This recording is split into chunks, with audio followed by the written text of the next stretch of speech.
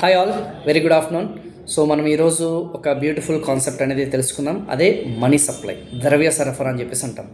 మరి ఈ ద్రవ్య సరఫరా అనేది మనకి స్టాక్ కాన్సెప్టా, స్టాక్ అంటే నిల్వన, లేదంటే ఫ్లో కాన్సెప్టా?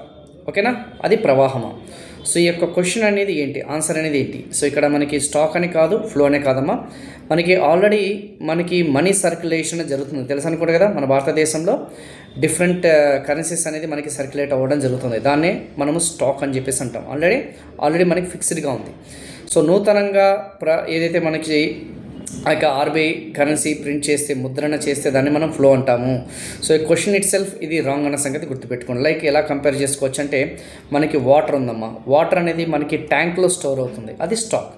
అదే మనము ఒక వాటర్ అనేది మనకి ట్యాప్ వాటర్ అనేది రిలీజ్ చేస్తే అది flow.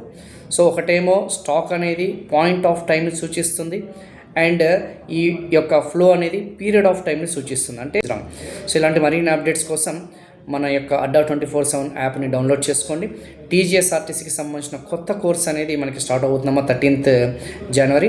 So live interactive sessions అనేది మనకి స్టార్ట్ అవుతున్నాయి. సో ఆల్రెడీ నోటిఫికేషన్ ఇచ్చింది కాబట్టి అడిషనల్ డిస్కౌంట్ కోసం Y1032 కోడ్ అనేది యూజ్ చేయండి. ఇంకా ఏమన్నా మీకు అడ్మిషన్కి సంబంధించిన డౌట్ ఉంటే 8800 680 247 నెంబర్కి కాల్ చేయండి.